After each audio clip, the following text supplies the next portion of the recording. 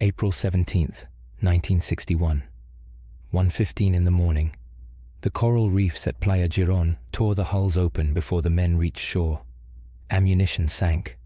1,400 Cuban exiles waded in from chest-deep water, waiting for air cover they had been promised. It was never coming.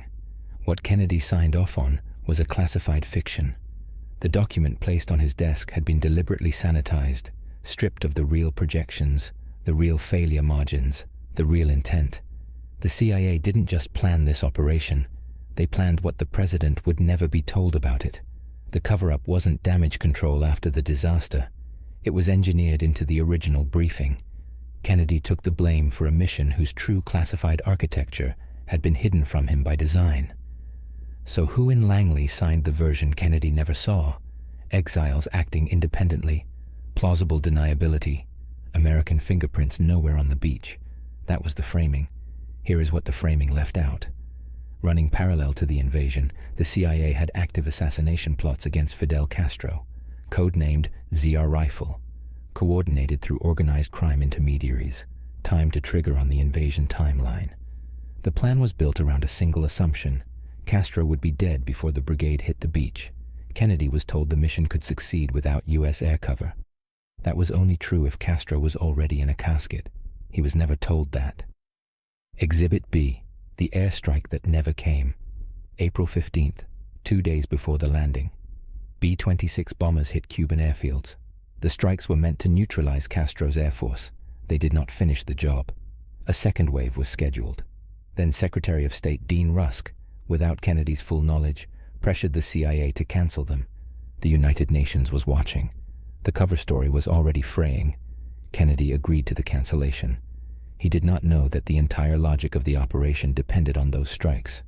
Without them, Brigade 2506 had no air umbrella. Without Castro dead, they had no command vacuum to exploit. The air component was never designed to win a conventional beach landing. It was designed to mop up after an assassination. The agency knew that. They launched anyway. 3 days later, they would blame the president for pulling the air cover. Ask yourself, what kind of institution does that? Exhibit C, the 72 hours that broke the CIA, hour 1 through 24. Brigade 2506 holds the beachhead. CIA offices in Washington believe Castro will be dead by morning. Their asset reports go quiet. No confirmation, no signal. Hour 24 through 48, Castro does not die. He puts on his military uniform, gets in a tank, and personally commands the counterattack. No assassination, no mass uprising, no second airstrike. The plan's hidden load-bearing wall does not exist. Hour 48 through 72. The beachhead collapses. CIA Director Allen Dulles and Deputy Director Richard Bissell watch in real time. No one calls Kennedy to tell him the backup plan failed, because no one had told Kennedy there was a backup plan. In that silence, the calculation is made. Let the brigade fail rather than expose what the operation actually was. That is the moment. Not the phone call, not the cancelled strikes. That silence.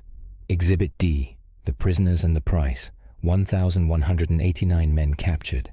Castro puts them on television, show trials. Propaganda the CIA had promised would never happen. On April 21st, Kennedy stands at a press conference. Victory has 100 fathers. Defeat is an orphan. He is accepting responsibility for a mission he never fully understood. The ransom took 20 months. $53 million in food and medicine, negotiated by Robert Kennedy. It funded Castro's government for a year. In 1998, the CIA's Inspector General report was finally declassified. Its conclusion: Bissell and Dulles knew the plan required Castro's death. They chose not to tell the president. That report existed for 37 years before anyone outside the agency could read it. 37 years of Kennedy taking the blame. Exhibit E, what was really being protected. ZR Rifle, the assassination program, run through mob intermediaries, Sam Giancana, Santos Traficante, Johnny Roselli. You do not disclose a murder-for-hire program to a new president who has not authorized it.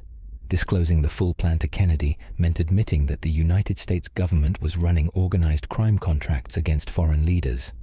That was the real secret the deniability architecture was built to protect. Not Kennedy's reputation, not the exile brigade, the CIA's existing operations, its existing relationships, its existing methods. Kennedy was not protected by the design. He was contained by it. After the failure, he fired Dulles, Bissell, and Deputy Director Charles Cabell. He told aides he wanted to splinter the CIA into 1,000 pieces and scatter it to the winds. 2.5 years later, November 22, 1963, he was shot in Dallas. The Warren Commission did not examine CIA assassination programs. It was not asked to. The question historians ask is whether Kennedy failed the Bay of Pigs. The textbooks call it a failure of nerve. But there is another question, buried in the declassified files. What exactly was Kennedy being asked to save? He refused air cover for a mission built around a secret he was never shown. The CIA designed the plan to survive his refusal or to blame him for it.